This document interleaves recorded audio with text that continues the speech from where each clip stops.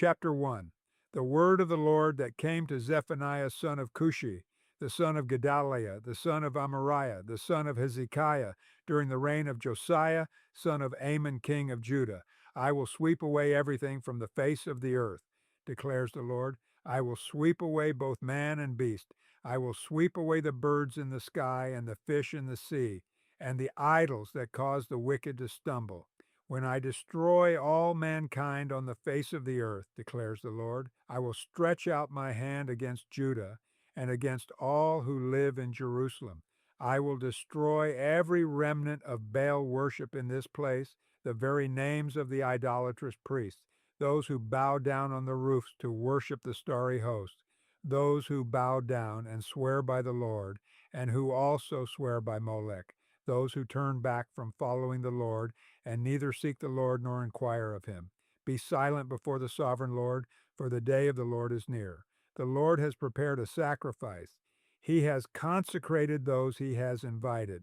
On the day of the Lord's sacrifice, I will punish the officials and the king's sons and all those clad in foreign clothes. On that day, I will punish all who avoid stepping on the threshold, who fill the temple of their gods with violence and deceit. On that day, declares the Lord, a cry will go up from the fish gate, wailing from the new quarter, and a loud crash from the hills. Wail, you who live in the market district, all your merchants will be wiped out. All who trade with silver will be destroyed. At that time I will search Jerusalem with lamps and punish those who are complacent, who are like wine left on its dregs, who think, the Lord will do nothing, either good or bad. Their wealth will be plundered, their houses demolished. Though they build houses, they will not live in them. Though they plant vineyards, they will not drink the wine. The great day of the Lord is near, near and coming quickly. The cry on the day of the Lord is bitter. The mighty warrior shouts his battle cry.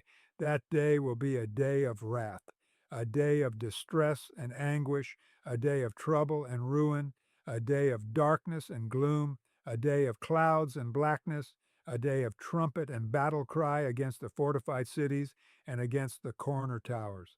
I will bring such distress on all people that they will grope about like those who are blind, because they have sinned against the Lord.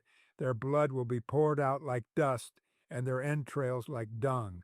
Neither their silver nor their gold will be able to save them on the day of the Lord's wrath. In the fire of his jealousy, the whole earth will be consumed, for he will make a sudden end of all who live on the earth. Chapter 2. Gather together, gather yourselves together, you shameful nation, before the decree takes effect, and that day passes like wind-blown chaff, before the Lord's fierce anger comes upon you, before the day of the Lord's wrath comes upon you. Seek the Lord, all you humble of the land, you who do what he commands.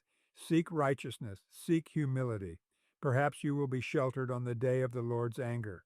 Gaza will be abandoned, and Ashkelon left in ruins. At midday Ashdod will be emptied and Ekron uprooted. Woe to you who live by the sea, you Kerethite people. The word of the Lord is against you, Canaan, land of the Philistines.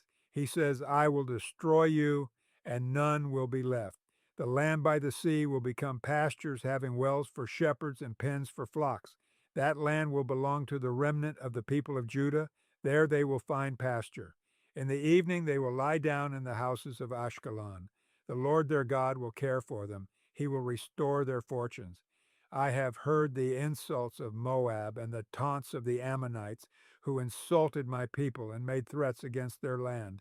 Therefore, as surely as I live, declares the Lord Almighty, the God of Israel, surely Moab will become like Sodom, the Ammonites like Gomorrah, a place of weeds and salt pits, a wasteland forever.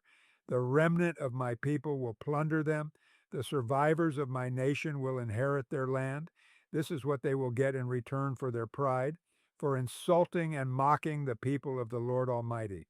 The Lord will be awesome to them when he destroys all the gods of the earth. Distant nations will bow down to him, all of them in their own lands. You Cushites too will be slain by my sword.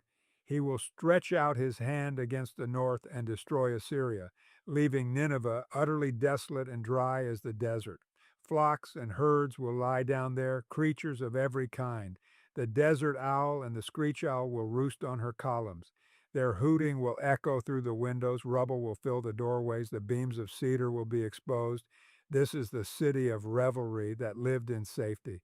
She said to herself, I am the one, and there is none besides me. What a ruin she has become, a lair for wild beasts. All who pass by her scoff and shake their fist. Chapter 3. Woe to the city of oppressors, rebellious and defiled. She obeys no one, she accepts no correction. She does not trust in the Lord, she does not draw near to her God.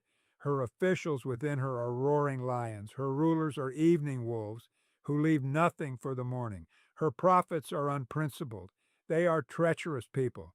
Her priests profane the sanctuary and do violence to the law. The Lord within her is righteous, he does no wrong. Morning by morning he dispenses his justice, and every new day he does not fail. Yet the unrighteous know no shame. I have destroyed nations, their strongholds are demolished. I have left their streets deserted with no one passing through. Their cities are laid waste, they are deserted and empty. Of Jerusalem I thought, surely you will fear me and accept correction. Then her place of refuge would not be destroyed, nor all my punishments come upon her. But they were still eager to act corruptly in all they did. Therefore wait for me, declares the Lord, for the day I will stand up to testify.